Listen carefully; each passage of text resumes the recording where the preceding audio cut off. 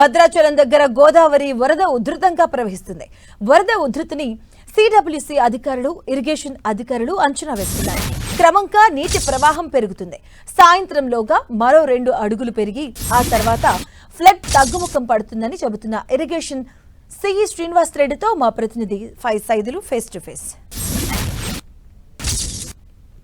భద్రాచలం వద్ద గోదావరి వరద ఉధృతి క్రమక్రమంగా పెరుగుతుంది. మొత్తంగా చూసుకున్నట్లయితే పేరూరు వద్ద గోదావరి తగ్గుముఖం పట్టిన భద్రాచలం దగ్గర మాత్రం గోదావరి తన ఉగ్రరూపాన్ని ప్రదర్శిస్తుందని చెప్పుకోవచ్చు. ఇప్పటికే 56 అడుగులు పైనే గోదావరి ప్రవహిస్తుంది. అయితే గోదావరి వరద ఉధృతిని ఎప్పటికప్పుడు సిడబ్ల్యూసి అధికారులు, ఇరిగేషన్ అధికారులు కూడా పర్యవేక్షిస్తున్న పరిస్థితి. అయితే గోదావరి వరద ఉధృతి ఎంత పెరుగుతుంది, ఇంకా పెరిగే ఛాన్స్ ఎంత ఉందో అడిగి తెలుసుకునేందుకు మనతో పాటు సిఈ శ్రీనివాస్ రెడ్డి ఉన్నారు. అడిగి తెలుసుకుని సార్ చెప్పండి, ప్రధానంగా గోదావరి వరద ఉధృతి ఇంకా ఎన్ని అడుగులు పెరిగే అవకాశం ఉంటుంది?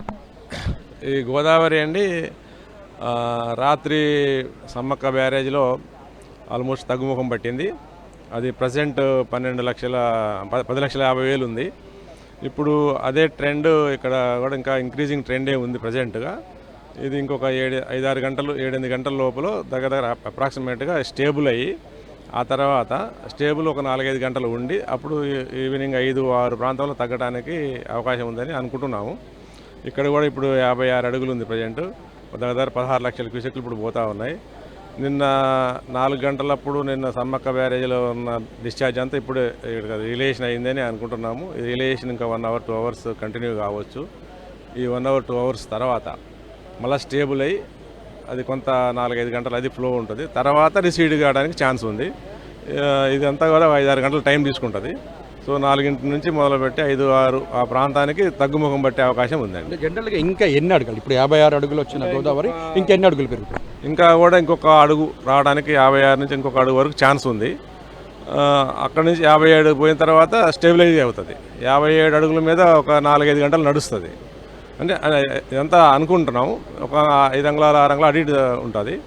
తర్వాత రిసీడ్ 57 తర్వాత తగ్గిపోయే ఛాన్సెస్ ఉన్నాయి. జనరల్గా లోతట్టు ప్రాంతాల ప్రజలకు కావచ్చు, అధికారులకు ఏం చెప్తున్నారు? లోతట్టు ప్రాంతాలు అప్రమత్తంగా ఉండి ఎక్కడెక్కడైతే ఇప్పటివరకు అరేంజ్మెంట్ చేసుకొని ఉన్నారో వాళ్ళందరూ ఏం చేయాలంటే సేమ్ కంటిన్యూ చేసుకోవాలి.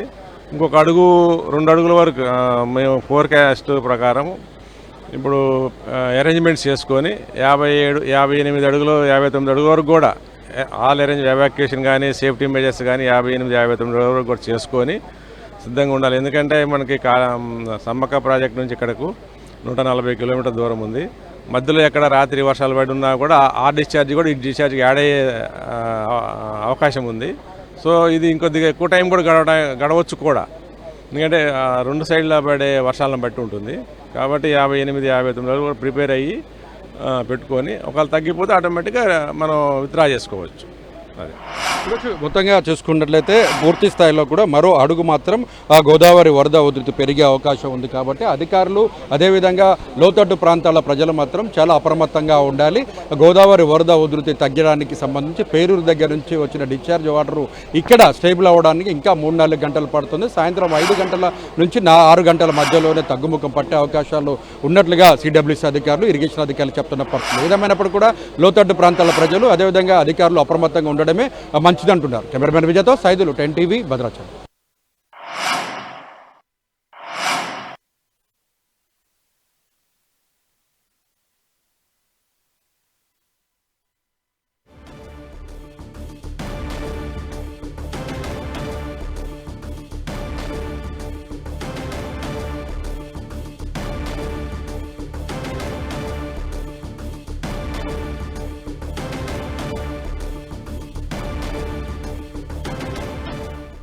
భద్రాచలం దగ్గర గోదావరి వరద ఉధృతంగా ప్రవహిస్తుంది.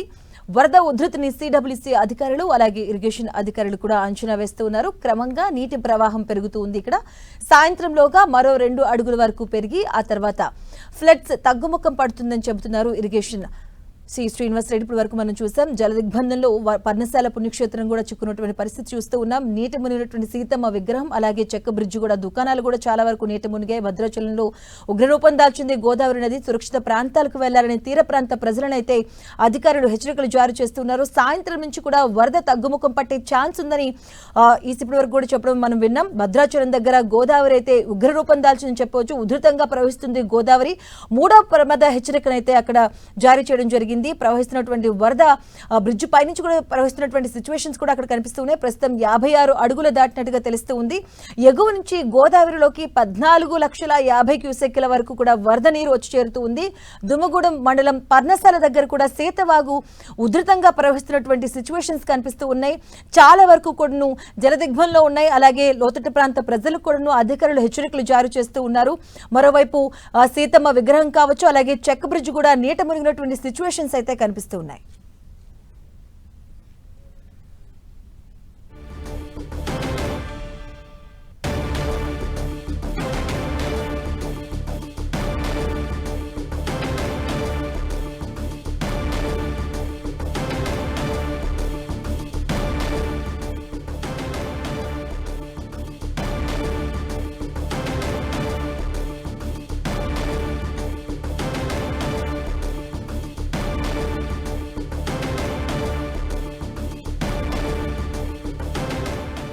భద్రాచలం దగ్గర గోదావరి వరద ఉధృతంగా ప్రవహిస్తుంది. వరద ఉధృతిని సిడబ్ల్యూసి అధికారులు అలాగే ఇరిగేషన్ అధికారులు కూడా అంచనా వేస్తూ ఉన్నారు. క్రమంగా నీటి మట్టం సాయంత్రం వరకు తగ్గి స్టేబుల్ గా ఉండే అవకాశం ఉందని కూడా అధికారులు చెప్తున్నారు.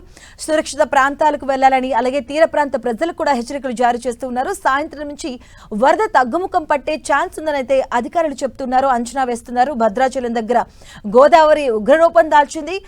వరద నీరు 3వ ప్రమాద హెచ్చరికను ఇక్కడ దాటి ప్రవహిస్తూ ఉంది. ప్రస్తుతం నీటి మట్టం 53 అడుగులు దాటడంతో అధికారులు ఇక్కడ 3వ ప్రమాద హెచ్చరికను జారీ చేయడం జరిగింది. ప్రస్తుతం గోదావరి నీటి మట్టం 56 అడుగులు దాటింది. అలాగే ఇవాళ ఇది 57 అడుగులకు పెరిగే అవకాశం ఉందని అధికారులు అంచనా వేస్తున్నారు. ఎగువ నుంచి గోదావరిలోకి 14,50,000 క్యూసెక్కుల వరకు వరద నీరు వస్తూ ఉండడంతో ఇటువైపు దుమ్మగూడెం మండలం దగ్గర పర్ణశాల దగ్గర సీతవాగు ఉధృతంగా ప్రవహిస్తుంది. దీంతో పర్ణశాల పుణ్యక్షేత్రం జలదిగ్బంధంలో ఇరుక్కుంది. పర్ణశాలలోని సీతమ్మ వారి నారచీరల ప్రాంతం అలాగే శ్రీరాముని సింహాసనం కూడా నీట మునిగినటువంటి పరిస్థితులు అక్కడ ఉన్నాయి. సీతమ్మ విగ్రహం, చెక్క బ్రిడ్జ్ పూర్తిగా వరద నీటిలో చిక్కుకున్నటువంటి పరిస్థితులు అక్కడ కనిపిస్తూ ఉన్నాయి. దుకాణాలు కూడా మునిగినటువంటి సందర్భం ఉంది. దీంతో గోదావరి తీర ప్రాంత ప్రజలకు అధికారులైతే హెచ్చరికలు జారీ చేస్తూ ఉన్నారు.